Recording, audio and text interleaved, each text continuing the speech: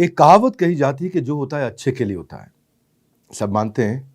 आज शायद मैं इस कहावत को नहीं मानना चाहूँगा। कहते हैं कि जब किसी की मृत्यु होती है या हत्या होती है तो वो इंसान एक बार मरता है, पर जब किसी के ऊपर एसिड अटैक या रेप जैसा घृणित अपराध होता है तो वो विक्टिम ज़िंदगी भर मरता है।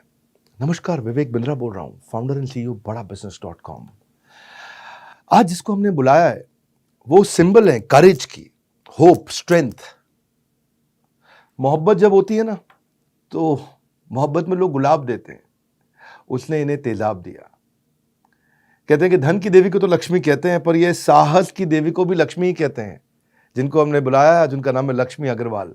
Acid attack survivor 2005, social activist बनी, टीवी एंकर बनी, और तो और ब्यूटी ब्रांड एम्बेसडर भी आप बनी, सोशल मीडिया इन्फ्लुएंसर। एक समय था जब लोग इनका चेहरा देखना नहीं चाहते थे, पर आज इनका चेहरा दिख जाए तो लोग सेल्फी लेने का मौका नहीं छोड़ना चाहते। स्वागत है आपका Lakshmi ji. Thank you so much. Lakshmi ji, मैं आपके बारे में बता रहा था कि आपको international courage of women award दिया है आपको बराक ओबामा जी की धर्मपत्नी मिशेल ओबामा ने। मदर टेरेसा अवार्ड आपको मिला, यूनिसेफ ने आपको अवार्ड दिया, और आपके ऊपर एक छपाक मूवी बनी। ये सब कैसे संभव हुआ, आज आपसे पूछते हैं। आज आप हमारी हीरो नहीं है, आज आप हमारी शीरो हैं। हीरोज की बात तो सब करते हैं, पर पहले मैं आपको कुछ बैकग्राउंड बहुत जल्दी दे देता हूँ। आपके ऊपर जिंदगी में बहुत सारी समस्याएं आई। 15 साल की उम्र पे आप पे एसिड फेंका गया, 7 साल में 7 सर्जरीज हुई, दोस्तों रिश्तेदारों ने साथ छोड़ दिया, पापा आर्थिक कमजोरी से गुजर रहे थे, लाखों रुपया खर्च हुआ, कोर्ट में आपने PIL डाला, लंबी कानूनी लड़ाई आपको लड़नी पड़ी, भाई और पिता दोनों का देहांत हो गया, बहुत समय तक आपको नौकरी भी नहीं मिली। इतना स्ट्रगल, आज आप एक सिंगल मदर की तरह स्ट्रगल कर रहे हैं। इतनी सारी मुश्किलें, कैसे आपने सामना किया इनका? फर्स्ट ऑफ ऑल शो में बुलाने के लिए थैंक यू सो मच। और बहुत अच्छी बात है कि मैं इस शो का एक हिस्सा बनी और आज अपनी स्टोरी को यहाँ पे रख रही हूँ। बहुत सारी प्रॉब्लम्स आती है और जैसे आपने शुरू में ही कहा कि विक्टिम, सबसे पहली चीज़ मैंने अपनी लाइफ से इस विक्टिम वर्ड को ख़त्म किया। तो मैं हमेशा एक ही बात बोलती आई हूँ, ना मैं विक्टिम थी, ना हूँ, ना कभी रहूँगी और ना कभी किसी को बनने दूँगी। शुरुआत एक ऐसी थी कि मैं कुछ बनना चाहती थी और उसके बाद अचानक से एक पर्सन आया और उसने मुझे कहा कि मैं तुमसे शादी करना चाहता हूँ, वो भी 32 साल का लड़का। और उस वक़्त में मैं शादी नहीं, अपने सपने के बारे में सोच रही थी। मुझे नहीं पता था कि ये शादी भी कोई ऐसी चीज़ होती है। आप 15 साल की थी, वो 32 साल का था जी। और शादी करना चाहता था। जी। और उसी वक़्त में उन्होंने मुझे अटैक से 10 महीने पहले ही प्रपोज़ किया था और मैं अपने सपनों को जी रही थी उस वक़्त में। और उसके बाद फिर जब मैंने मना किया और उन्होंने अपने छोटे भाई की गर्लफ्रेंड के साथ मेरे ऊपर एसिड अटैक किया खान मार्केट जैसी जगह पे। और उसके बाद से बिल्कुल लाइफ़ बिल्कुल चेंज हो गई। लेकिन जो अगर अगर आप कहते हैं कि ये सारी चीज़ें ये झेलने की और सबकी क्षमता आई कहाँ से? मेरे फ़ादर और मदर उस वक़्त में मतलब सब कोई साथ छोड़ के चले गए। वो दोनों और मेरे पापा की बॉस शिरीन आंटी, मेरी लॉयर अपर्णा भट्ट, ये एक तरीके से मेरी पूरी दुनिया के बराबर थे। 2.5 महीने चैन से ना सोया है इनमें से कोई, ना ठीक से किसी ने खाया है। तो उसके बाद एक मोड़ ऐसा भी आया था, सुसाइड का मोड़। जब मैं वापस आई हॉस्पिटल से 2 सर्जरी के बाद, मैं RML हॉस्पिटल गवर्नमेंट हॉस्पिटल में थी। मैं वापस आई, आने के बाद मैंने खुद को अब तक देखा नहीं है। और उसके बाद वो लोग आते हैं ना सोसाइटी के, जो फ्री में एडवाइस दे के जाते हैं और जिसका कोई लॉजिक ही नहीं होता है। वो आते हैं और बोलते हैं बस बैठने से पहले, हाय बेचारी लड़की, लड़की है। सबसे पहला मुद्दा होता है ना, शादी कैसे होगी? बॉडी के किसी और पार्ट में एसिड डाल दिया होता, चेहरे पे ही क्यों? गोली मार दिया होता। तो अब उस वक़्त में मैंने जब खुद को देखा, तब मुझे रियलाइज़ हुआ, अभी तो ये 7 सर्जरीज़ के बाद आप मुझे ऐसा देख रहे हैं। और जब मैंने खुद को देखा, मेरा लेफ़्ट साइड पूरा गला हुआ था, आँखें निकली हुई थी, नोज़ नहीं था, लिप्स नहीं थे, कान नहीं थे, पूरा फेस एकदम डैमेज था और सर में बाल नहीं थे। खुद को देखना मुश्किल था क्योंकि मैं भी इसी सोसाइटी से हूँ। मुझे भी ऐसे ही बड़ा किया गया है कि भई सुंदरता इम्पोर्टेंट होती है, तो वो सोच मेरी भी। तो जैसे ही मैंने खुद को शीशे के सामने देखा तो उस वक़्त में यही चीज़ रियलाइज़ हुआ कि नहीं, आपको मैं यही बता रही थी, जो सोसाइटी के जो लोग आए थे ना, वो ये सलाह दे के गए थे घर पे कि कि आप चेहरे की जगह चाकू मार देता, पैर काट देता, अब शादी कैसे होगी? अब आप एक काम करिए, लड़की को इंजेक्शन लगवा के मरवा दीजिए। ये वो सोसाइटी है। तब उस वक्त में वो मेरे दिमाग में चीजें चल रही थी, सुसाइड वाली और वो सब चीजें। तब मैंने खुद को शीशे के सामने देखा और देखने के बाद मुझे यही चीजें रियलाइज हुई कि एक्चुअली मैं सोसाइटी ज़्यादा मार रही है और बेसिकली जो एसिड फेंक रहा है, उसके मन में यही था ना कि मेरी नहीं हो सकी, अब तो किसी की नहीं किसी की होगी। नहीं हो सकती। तो वो आपको सबसे अलग करना चाहता था और वो सबसे अलग उसने कर भी दिया, क्योंकि वो को आइसोलेट करना चाहता था और समाज ने भी आइसोलेट कर दिया उसके बाद। समाज के लोग भी यही कह रहे हैं कि अब जिसको सहारे की ज़रूरत है उस समय और ज़्यादा छोड़ दिया है, जिस समय और ज़्यादा करेज देने की ज़रूरत है उस समय और ज़्यादा छोड़ दिया है। तो कैसे आपने इसको फिर कोप अप किया? तब उस वक्त में जब खुद को शीशे के सामने देखा तो यही हुआ कि मैं सुसाइड कर लेती हूँ। आप 2 सेकंड के अंदर बहुत कुछ बदल जाता है आपकी लाइफ में। और वो शीशा देख के ही मैं रो रही थी, तड़प रही थी। पर उस वक्त में बस यही था कि मुझे अपने पेरेंट्स से बात करना है, क्योंकि यही गलती मैंने अटैक से पहले की थी अपने पेरेंट्स से बात ना करके। यही गलती मैं अब भी करूँगी पेरेंट्स से बात ना करके। तब मैंने अपने पेरेंट्स से बात किया और मैंने उनको कहा कि आप मुझे इंजेक्शन लगवा के मरवा दो। तब उस वक्त में मेरे फादर ने मुझे गले से लगाया और मेरे फादर ने मुझसे कहा कि बेटा इस दुनिया में ऐसा कोई काम नहीं है जो नामुमकिन हो। हर एक काम मुमकिन ही मुमकिन है। एक दिन एक ऐसा वक्त आएगा कि तुम बहुत आगे जाओगे और तुम्हें इसी चेहरे से प्यार होगा। और आज मैं कहती हूँ आई लव माई फेस। मुझे फ़र्क नहीं पड़ता कि कोई मेरे बारे में क्या सोचता है, कैसे देखता है। मुझे ये फ़र्क पड़ता है कि मैं अपने बारे में कैसा देखती हूँ और कैसा सोचती हूँ। बहुत सुंदर, बहुत सुंदर। ये आत्मविश्वास है आप में। हाँ, मैं मतलब कंपेरेबल तो नहीं है, लेकिन मेरे टीम में ना 2 आदमी, मैं आज उनके बारे में बताना चाहता हूँ आपको। ये एक का नाम है हितेश और एक का नाम है नयन। ये जो नयन है, इनकी भी आंखें नहीं हैं और हितेश इनके साथ इनके पार्टनर थे काम में। ये दोनों विजुअली इम्पेयर्ड हैं और कोविड के टाइम पे इन लोगों का बिजनेस बंद हो गया, मतलब क्योंकि कोविड कॉल सेंटर चलाते थे, ख़त्म हो गया था। दोनों पार्टनर थे, दोनों देख नहीं सकते थे। और उसके बाद फिर 3-4 महीने के बाद जब ये तनख्वाह भी नहीं दे पाए तो ये हमारे पास आए और हमारे साथ हमारी टीम ज्वाइन की। आज ये हमारे IBCs हैं। बड़ा अच्छा लगता है उनको देख करके। आज ये जनक पटेल जो हमारी ब्रांच हेड करते हैं गुजरात में है, उनके साथ हैं, गुजराती हैं दोनों। इनके अंदर करेज है, गुजरातियों में करेज होता है शायद ना, बहुत बिजनेस करने का। तो है तो नेत्रहीन, लेकिन आज ये हज़ारों रुपये हमारे साथ मिलकर कमा रहे हैं। मेरे को जब आप लोगों से मिलता हूँ, बड़ा भारत शो इसीलिए स्पेशल है। ये लक्ष्मी जो है, ये लक्ष्मी आपके जीवन की लक्ष्मी को जीवन के हर हिस्से में बढ़ा सकती हैं। यही हमारा पर्पज़ यही है कि ऐसे लोगों को हम बुलाएं जो आपको बहुत इंस्पायर करते हैं। मैं आगे बढ़ता हूँ। हम कहते हैं, हमेशा सुना है हमने कि सफ़ेद कोट और काले कोट वालों से बच के रहो। और आपकी पूरी ज़िंदगी मैंने देखा सफ़ेद कोट और काले कोट वालों के साथ ही गुजरी। काले कोट वाले लॉयर जो आप PIL लड़ने गए और इतने साल लग गए आपको, और सफ़ेद कोट वाले वो डॉक्टर जिनके साथ आपने 7 सर्जरीज कराई। ये लड़ाई आपने दोनों सबसे मुश्किल लड़ाइयाँ एक साथ कैसे लड़ी? अब वही सारी चीज़ें हैं लाइफ में। अगर मैनेजमेंट सब सही रहेगा तो आगे लाइफ भी बहुत अच्छी मैनेजमेंट की वजह से बहुत अच्छी रहेगी। हाँ, आप भी मैनेजमेंट की बात करते हैं।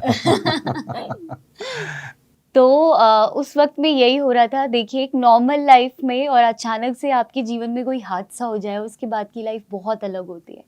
मैं नॉर्मल लाइफ जी रही थी, पढ़ रही थी, अपने सपनों को जी रही थी। बहुत बहुत सिंपल सा रास्ता था और पेरेंट्स के साथ थी, घर में 4 लोग थे, बस बहुत सिंपल था। पढ़ना था, आगे बढ़ना था, शादी होनी थी, दैट्स इट। लेकिन अचानक से अटैक के बाद कोर्ट जाना, पुलिस स्टेशन जाना, हॉस्पिटल जाना और इतनी सारी चीज़ों को देखना, उसके अलावा बहुत सारे क्रिमिनल्स को भी देखना साथ साथ में। लेकिन वहाँ की एक जर्नी बताती हूँ कि जब मैं गई फर्स्ट टाइम तो मुझे वहाँ पे पहचानना था, बात करना था, लेकिन ऐसा लग रहा था जज मुझ पे एहसान कर रहे हैं। मुझसे कह रहे हैं कि वो इंसान अभी भी आपसे शादी करना चाहता है, तो आप देख लो अभी भी। तो मैंने उस वक्त में एक बात बोली जज से कि उसने ना मेरा चेहरा बदला है, दिल नहीं। कल भी ना थी और आज भी ना है। तो उसके बाद से ना एक ऐसा चेंज आया। तो सबने, बहुत सारी चीज़ें वहाँ पे हुई थी। तो जब मैं बाहर निकली तो सबने मुझसे कहा, मेरे लॉयर ने भी कहा कि तुम लॉयर पढ़ लो थोड़ा सा ना, तुम लॉयर की पढ़ाई कर लो, वकील बन सकती हो। वकील बन सकती हो तुम। उस लड़के ने आपको 10 महीने तक परेशान किया था। आपको लगता है अगर आपने किसी और को शिकायत कर दी होती तो शायद ये हादसा टल जाता? और ये वो लड़का है जिसने एसिड फेंकने से पहले तो उसके दिमाग में एसिड आया, इसी के दिमाग में एसिड। आपको क्या लगता है ये एसिड आता कहाँ से इनके दिमाग में?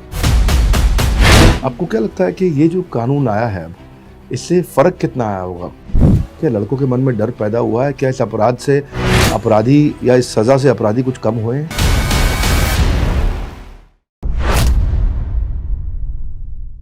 और उस लड़के ने आपको 10 महीने तक परेशान किया था, अटैक से पहले। और ये वो लड़का है जिसने एसिड फेंकने से पहले तो उसके दिमाग में एसिड आया होगा ना, इसी के दिमाग में एसिड। आपको क्या लगता है ये एसिड आता कहाँ से इनके दिमाग में? ये जो वही थोड़ी सी घिसी पिटी बातें बोलूँगी जो सोसाइटी में आज तक चल रही है, वो जो एक होता है कि ना नहीं, बचपन से जिसको ना सुनने की आदत नहीं होती है ना, तो उनको ऐसा लगता है कि इसको अपनी ना खूबसूरती पे घमंड है, तो इसने ना बोला तो बोला कैसे?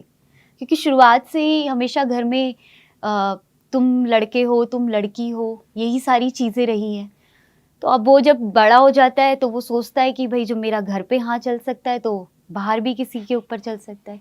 तभी आप अगर देखें तो शादी के बाद भी एक लड़की को इंसान नहीं, ह्यूमन नहीं, उसको एक प्रॉपर्टी समझा जाता है, और वहाँ पे भी वो सारी चीज़ें रहती है। मैं जो कहूँगा वही होगा, मैं ना नहीं सुन सकता। लक्ष्मी, आपने इतना स्ट्रगल किया है, आपने इतना स्ट्रगल किया है इतने साल, उस स्ट्रगल को मैं महसूस तो नहीं कर सकता वैसा जैसा स्ट्रगल आपने महसूस किया है। आपने PIL डाला, और पहले मेरे ख्याल है उसकी सज़ा भी बहुत कम थी, अब शायद सज़ा 8-10 साल की सज़ा हो गई है। 2013 से पहले कोई कानून नहीं था, ये कोई मुद्दा नहीं था। ये जैसा गर्म चाय पानी फेंकने जैसा ही था ये। बिल्कुल। और उसके बाद अब 2013 दफ़ा 307 लगती है। 307, 326 ए, 326 बी, दोनों 10 साल की सजा तो है ही, लेकिन हमारे लिए ये चीज़ अच्छी हो गई कि इस पे एक कानून तो आया।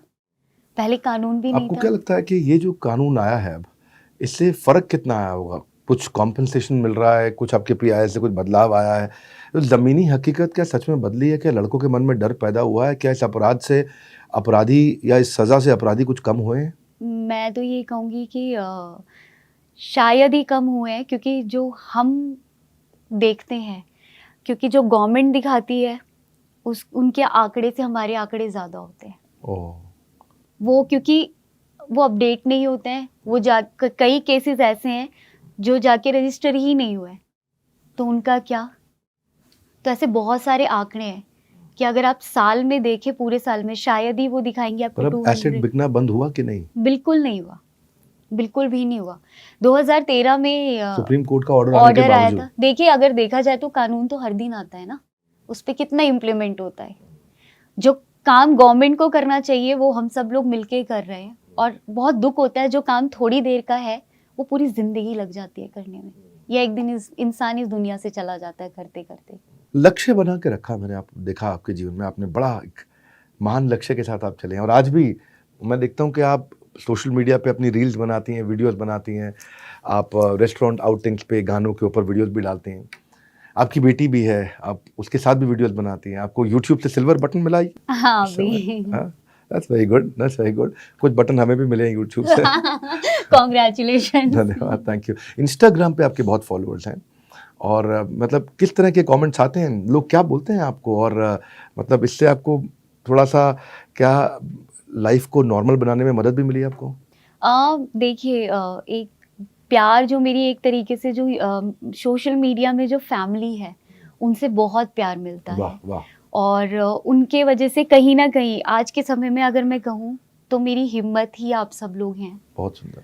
और जब मेरे लिए तालियां बजती हैं और बहुत सारा प्यार लिखा जाता है, और लिखा जाता है कि हम आपको देख तालियां के तो जीते यहाँ पे हैं। हम सबको ही बजानी चाहिए। Thank you. तो बहुत, जब ये कोई कहता है कि आपको देख के बहुत हिम्मत मिलती है तो अच्छा लगता है। मैं आपको एक चीज़ और सस्पेंस चीज़ बताना चाहती हूँ। मैं इंस्टाग्राम पे काउंसलिंग भी करती हूँ, और ये किसी को नहीं पता है। क्या बात है। और मैंने अब तक से 500 से 600 लोगों को सुसाइड करते हुए रोका है, और वहाँ पे मैं हमेशा मतलब पर्सनल 1-to-1 काउंसलिंग देते हैं? रात में मैं मैसेज में बात करती हूँ। ये मेरी ड्यूटी है, सुबह रात को 2 बजे से सुबह 4 बजे तक मैं रिप्लाई करती हूँ और बात करती हूँ। जब बहुत सीरियस होता है तो उनसे मैं कॉल पे बात करके उनको समझाने की। आप चार्ज भी करते हो लोगों को? बिल्कुल नहीं, ये मेरा बहुत अलग वर्क है। और इससे मुझे बहुत एनजीओ खुशी भी मिलती चलाते है। हैं, ये भी करते हैं आप, जी। कमाल है। मैं आपको एक इनविटेशन देता हूँ, आप क्योंकि हम तो काउंसलिंग वाले बिजनेस में ही हैं, तो मैं ये कहूँगा कि हमारी एक ऐप है, बड़ा बिजनेस ऐप, उस पे हमारे साथ में आज सैकड़ों इन्फ्लुएंसर्स हैं पूरे देश दुनिया से, हर सब्जेक्ट पे, फाइनेंस पे, सेल्स पे, मार्केटिंग पे, लीगल पे, एचआर पे, टेक्नोलॉजी पे। और हम सोच ही रहे थे कि एंटरप्रेन्योर जब हताश हो जाता है तो उसको आपके जैसे काउंसलर की ज़रूरत पड़ती है। तो मैं रिक्वेस्ट करूँगा, आप आइए अपना आकर के एज एन इन्फ्लुएंसर हमारी ऐप पे, जैसे फेसबुक है, लिंक्डइन है, ट्विटर है, इंस्टाग्राम है, वैसे ही बड़ा बिजनेस की ऐप है जिसमें केवल बिजनेसमैन है।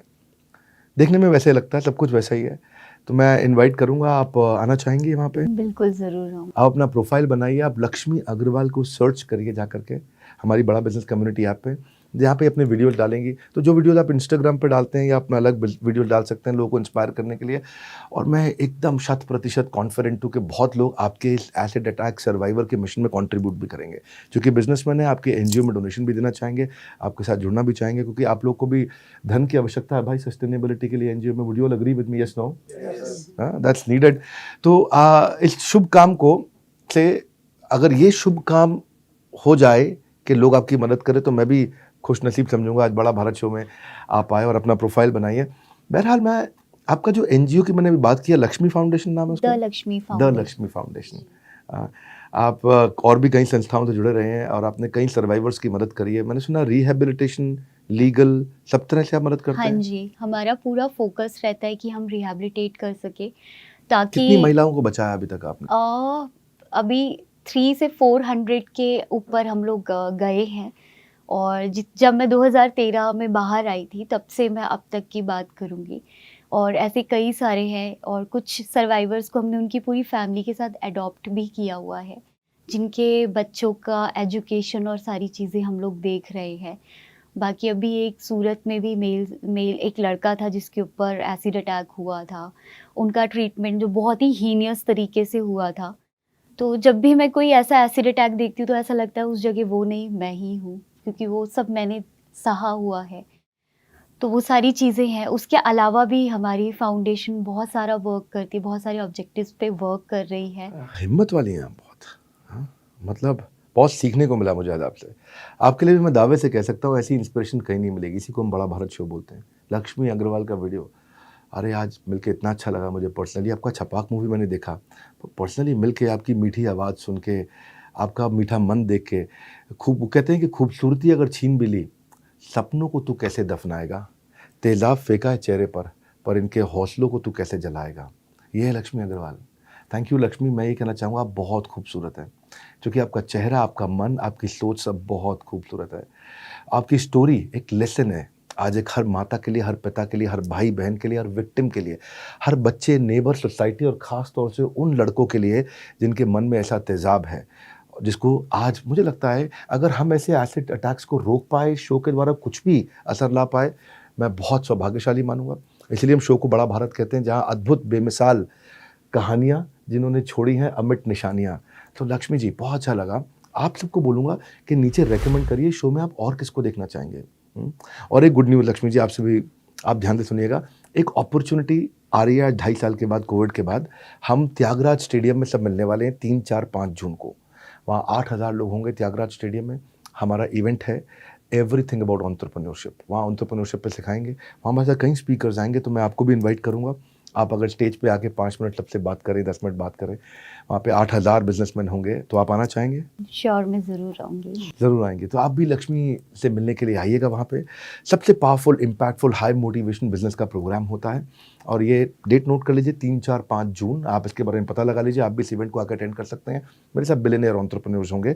पूरा दिन का प्रोग्राम रहता है ये। और द बड़ा भारत शो पे आने के लिए आपका बहुत बहुत धन्यवाद। कर लो थोड़ा इंतज़ार, आने वाला एक और बड़ा बुधवार। हमारे साथ जुड़े रहने के लिए नीचे कमेंट बॉक्स में आके लक्ष्मी जी को बहुत बधाई देने के लिए, उनके करेज को बधाई देने के लिए, इस वीडियो को सोच के सही व्यक्ति तक पहुंचाने के लिए आप सबका हृदय की गहराई से प्रेमपूर्वक धन्यवाद। लक्ष्मी अग्रवाल जी, आपका विशेष धन्यवाद। 15 साल की उम्र में आपको last stage spinal cancer detect हुआ था। डॉक्टर्स ने, मैं सुना कि साफ साफ कह दिया था कि आप ज़्यादा दिन जिंदा नहीं रहेंगे, ऑपरेशन किया तो पैरालाइज हो जाएंगे। तो पैरालाइज होने के बाद जब आप पहली बार जिम गए, लोगों ने क्या बोला उस समय, क्या उनका रिएक्शन क्या था? आपकी कहानी ऑर्डिनरी से एक्स्ट्राऑर्डिनरी बनी है। ये इसमें आप, मैंने सुना अभी आप एक कोई मूवी भी करके आए हैं, मिस्टर ओलंपिया जीता, मिस्टर वर्ल्ड जीता। वहाँ से कुछ अगर शेयर करना चाहें, कुछ एक्सपीरियंस आपका।